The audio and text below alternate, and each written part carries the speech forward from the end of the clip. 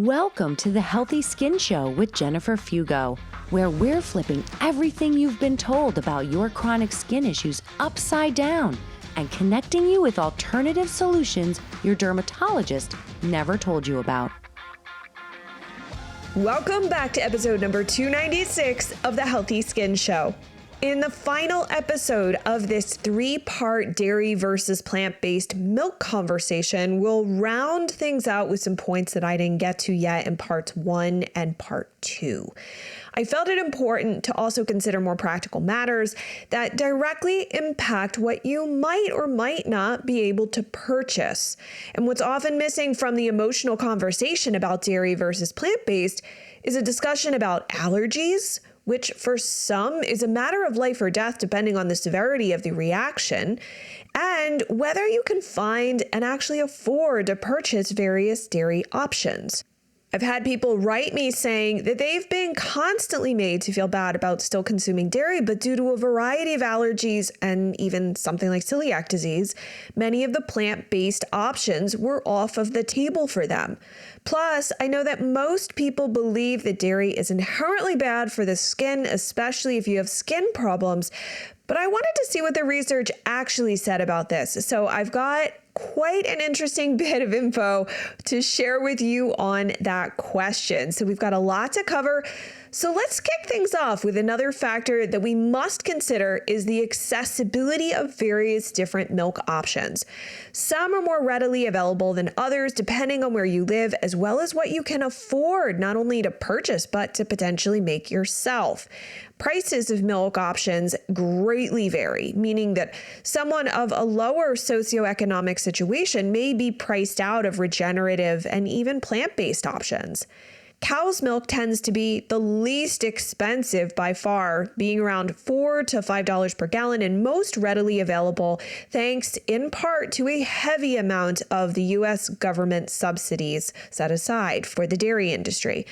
Now, regenerative cow milk can run upwards of $21 per gallon. It's usually available at food co-ops, farmers markets, and more upscale grocery stores, but definitely not easily found for all. And likely organic and grass-fed cow's milk is more readily available, but again, still not in every grocery store. Goat's milk costs between $8 to $20 per gallon and can be tricky to find. It's available in some local grocery stores, but not all. Other animal milks like sheep, which can actually be upwards of $40+ per gallon, and camel, which is $160 per gallon, are even more expensive and tricky to locate due to a variety of factors, like, for example, how camels don't produce nearly as much milk as cows. As for plant-based milk, almond and soy seem to be the most affordable, costing between $5 to $7 per gallon. Rice and cashew cost $8 to $10 per gallon. Coconut is about $8 to $13 per gallon. And oat milk ranges from $10 to $16 per gallon, with hemp coming in at around $16 to $20 per gallon. And as far as availability goes, almond, soy, oat, rice, and coconut milks all seem to be relatively easy to find, with cashew, hemp, and macadamia nut milks being harder to locate and typically available in grocery stores in more affluent areas. Aside from U.S. government subsidies supporting lower cow dairy prices, plant-based products typically cost 2 times more than cow's milk. The reasons cited include research, recipe development, stability testing, bottling procedures, packaging, and marketing costs. And obviously, unless you have one of these animals, producing dairy yourself isn't that simple. But if you have somebody near you who does, that makes things much easier. But making many of these plant-based milk options is fairly a straightforward process, though I will acknowledge that soy milk is actually very labor intensive. I will link up some recipe options in the show notes for you to check out. But just remember that the homemade plant-based milks do not have the same shelf life as boxed products, nor do they contain the same nutrient profile compared to dairy. I was also asked in the process of sharing all of this information to include something on raw dairy, and this topic honestly feels like one that could deserve its own entire episode, as the history of dairy is complex. Since the first statewide pasteurization requirement was passed in Michigan in 1947. The pasteurization argument ultimately gained steam such that the FDA then issued a mandatory pasteurization requirement in 1987. The reasons cited for this shift were to reduce the risk of infection from bacteria such as Campylobacter, Cryptosporidium, E. coli, Listeria, Brucella, and Salmonella. There is also a map of U.S. states based on their laws that allow the sale of raw milk from 2012 to 2019 that I've linked in the show notes. And I've also provided another resource that has the laws of different countries and what they allow regarding the sale of raw milk, because it really does vary greatly depending on where you live.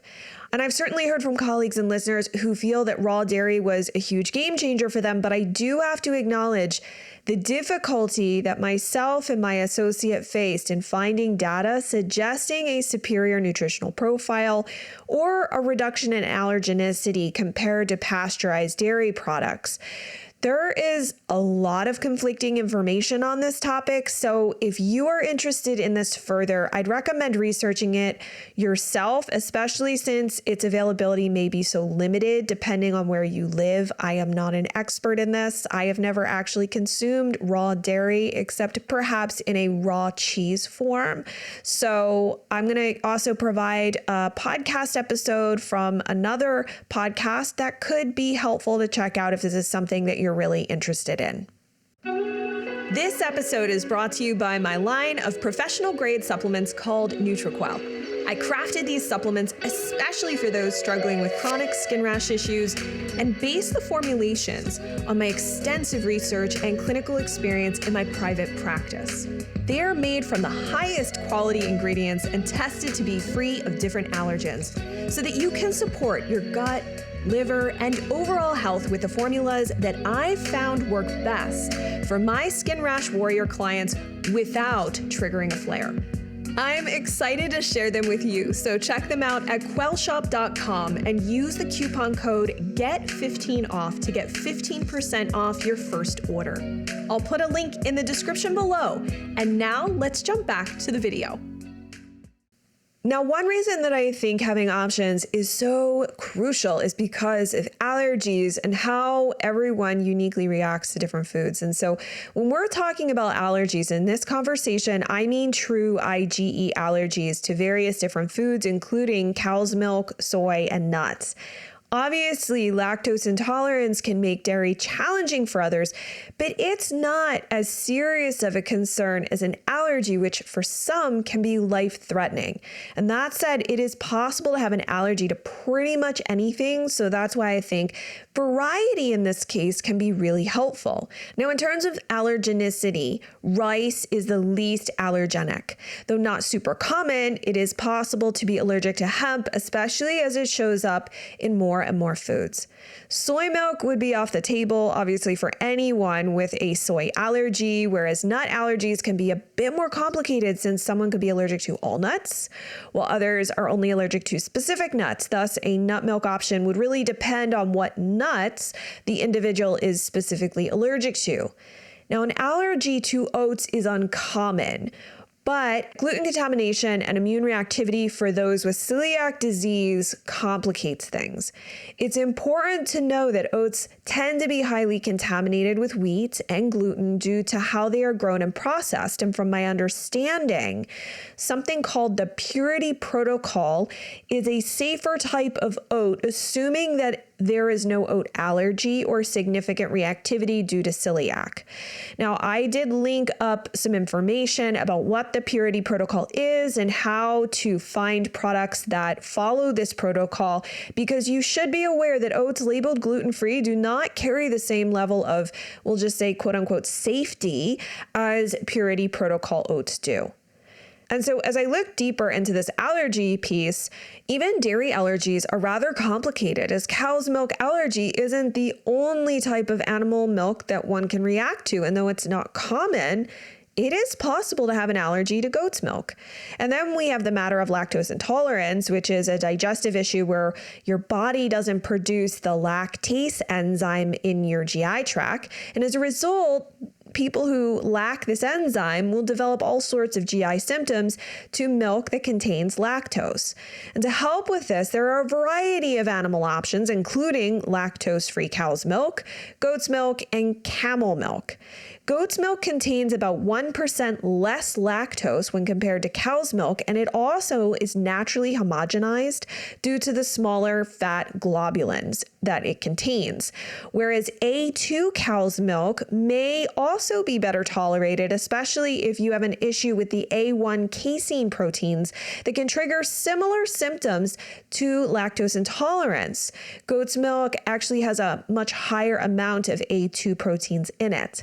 And if you have any allergies, I think, again, this is where having the options is so crucial and important, and they must be factored into your own personal decision of what to add to your diet and what to avoid. So one of the questions that I told you I wanted to tackle in this particular episode was the question around what does the research say in terms of whether dairy is actually bad for skin problems. Dairy is usually on diet lists under the avoid category if the list is focused on some sort of skin issue. And I can think of multiples off the top of my head that explicitly say that dairy is inflammatory. And since we're really into asking questions in this series, I thought it might be interesting and helpful to share what research has to tell us on this matter. And it's important to note that research is constantly evolving, but here's what we know today. So let's start with eczema. Now, if I'm not mistaken, dairy is pretty demonized within the eczema community. Most clients are incredibly confused about whether it's okay for eczema or not. And what the research tells us is that unless you have an IgE allergy to a specific animal's milk, avoiding it may actually not make much difference in your symptoms. And while there seems to be an increase in the chances that someone with an allergy to milk would have eczema, it doesn't necessarily work the other way around. And the cases where this is more present are really in very young children and infants, not generally adults. And of these little kiddos who do have a dairy allergy, 61% of them outgrow it by age 5.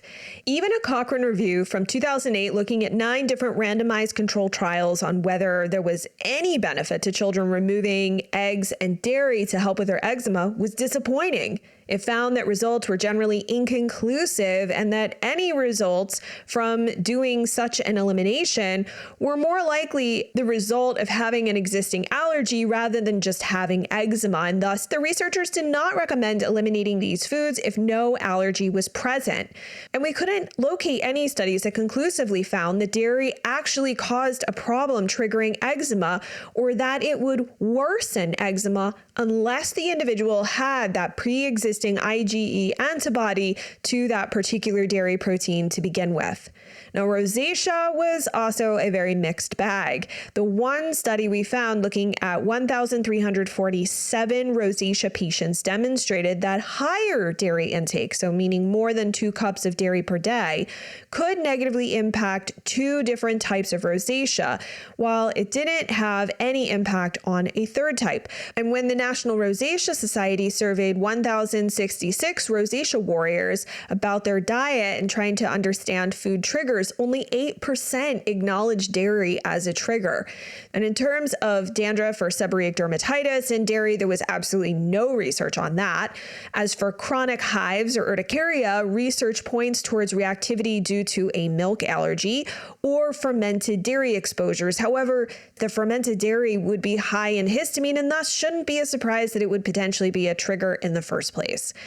And then we looked at what research exists on psoriasis. And unfortunately, we found that there appears to be no strong research or evidence existing that dairy is indeed a trigger. One paper from 2017 postulates that perhaps it is the arachidonic acid content in dairy that potentially irritates the mucosal lining of the GI tract in psoriasis. but the authors couldn't find any other explanation as to why it would be a trigger. Now, if you've listened to enough episodes of the Healthy Skin Show, you likely have stumbled over the information that there is a significant gut component to psoriasis. So that's something to consider. They might not be entirely off base here, and I'll mention a little bit more about this in a moment. The only other piece of significant information that we could locate was a survey of 1,206 psoriasis patients that demonstrated dairy as a trigger in about 6% of respondents. That said, 47.7% of those surveyed said that they noticed their psoriasis improved after removing dairy, though I do have to note it was very unclear if this was the sole dietary elimination or if it was done in tandem with other foods. There also seems to be a slightly more clear-cut answer for why acne and dairy may not be very good friends. Research showed a weak association to an increased odds ratio for acne with the intake of any type of animal-based dairy product, even yogurt.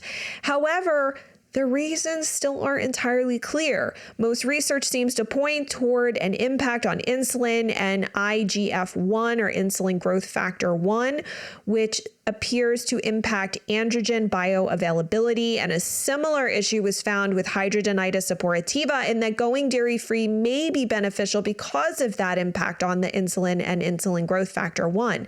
That being said, the quality of research for hidradenitis suppurativa and dairy is not great. While one study did show that 83% of 47 HS patients studied experienced varying degrees of improvement, the details of the actual intervention are unclear. And then we were able to locate a survey done on over 700 HS patients. And of this group, they found a subgroup of 237 individuals who identified HS exacerbating foods or food triggers. Dairy was said to be a trigger for about 50% of this smaller group. However, it is not clear if this was, again, a single elimination or done in conjunction with other food eliminations. So, to sum this all up, there is just no slam dunk case in terms of research confirming that dairy is absolutely bad for skin problems. I really honestly thought that we would have a bunch of damning studies to share with you, but that simply is not the case. Clearly, more research needs to be done, but I also think it's worth adding here that in my private clinic, we often find that clients have a tremendous amount of gut dysfunction, gut microbiome dysbiosis, as well as gut permeability, which you guys know is more commonly known as leaky gut. So one factor in all of this is that perhaps the mess of what's going on in the GI tract increases reactivity to a commonly consumed protein, assuming that no IgE allergy exists, and that perhaps with time, tolerance could be found again, as I and my associate and other practitioners have witnessed clinically for many, though not all, individuals when the GI system and the body has ultimately been rebalanced. As we come to the end of this 3-part series, I want to share some final thoughts. First of all, I still believe that this topic is incredibly complicated and one that I wish there was just a simple answer to. Unfortunately, how I approach consuming dairy is likely going to be different from what you may choose to do. And as I shared in part 1 of this series, I don't have any allergies that I'm aware of, so that is not a factor that I need to consider. However, I personally feel that the treatment of workers is equally important to how we treat animals and the earth. And I find it frustrating that companies have spent millions of dollars creating an emotional connection between drinking plant-based milk with some sort of idyllic notion of non-harm, when in reality, there is a heck of a lot of harm involved in many of these plant-based milk options. As I've learned more about the options that I was consuming, like cashew milk and oat milk, I became very unnerved by the lack of transparency from many companies producing these products. Their websites are loaded full of pictures of happy people, cute animals, and promises of doing better without any specific mention of how they actually accomplish this. And I'm not willing to simply trust that a company charging $6 or $8 or more for a dairy-free product is truly doing everything it can to prevent harm all throughout its supply chain. So my choices of what is most important to me are to support local farmers, and whenever possible, if they're able to use regenerative methods, awesome. And I want to opt for items that include the fewest ingredients while still allowing for maximum nutrient density, so minimal food fortification. Does that mean that I will never eat anything with oats, almonds, or cashews or rice ever again? No, I certainly enjoy these foods, but because of the issues associated with these plants and the crops and how they're grown, it reinforces not only the idea of eating local foods, but also finding companies that do better and care about harm from the start to the finish of the supply chain. And that said, I recognize that I am in a place of privilege where I can afford to make this choice, whereas others may not have the type of access or the financial means to do so. And again, these are things that you have to factor in. And that's why I told you at the beginning of this conversation, I won't tell you what to do. I think for most people, nutrient density is extremely important, especially when food access and affordability are significant factors. So my recommendation would be to consider your needs, allergies, health concerns, access, financial flexibility, and values about the planet, about how both people and animals are treated, and then make a decision that's best for you. And at any point, you're allowed to change your mind and make a different choice when presented with new information. Because of one thing I'm certain, there's no right choice. But at least you'll know that you've weighed all of the factors to ultimately make the most informed decision for you without guilt, shame, or fear. Now, are there topics and issues that I missed in this series? Absolutely. I didn't even mention in part 2 about the lawsuits associated with glyphosate causing cancer. There's just so much to this conversation that this entire series could have easily been 5 times as long. And were all of the topics I shared super sexy and fascinating? Probably not. I get that nutritional content of various milks isn't the most entertaining to talk about. And do you have to agree with me or my approach? No, not at all. You're free to make your own decision without fear or judgment. I wanted to share with you what I've been considering, and I hope that you'll also share with me what you discover along the way. This series is not set in stone. It's about starting a conversation and asking questions about the things we think we know to be true. And all of that could change in time, which I anticipate. Because the truth is complicated, and what we know now may be different a year or 2 from the present moment. But I think the questions deserve to be asked, especially when it comes to such a controversial topic. So if you've got any questions or thoughts to share about this, and I honestly would love to hear them, or you want to check out the resources and references that I've put together for you, head on over to skinterrupt.com/296 so we can keep the conversation going. And if you know anyone who has been confused or torn about whether dairy is a trigger or good or bad for their skin, make a point to share this series with them. I know for a fact that this has probably been sobering to hear a nutrition professional talk about this topic, which in many regards feels like it's forbidden or verboten because we're all supposed to think one way, but we don't. And I think that's the beauty of having these conversations. And then take a moment to rate and review the Healthy Skin Show on your podcast platform. And don't forget to hit that subscribe button so you can tune in each week for new research, clinical pearls, and personal stories, as well as that inspiration you need on your journey to rebuilding healthy skin. And then let's connect. I'm at Jennifer Fugo over on Instagram. Thank you so much for tuning in, and I look forward to digging deeper with you in the next episode.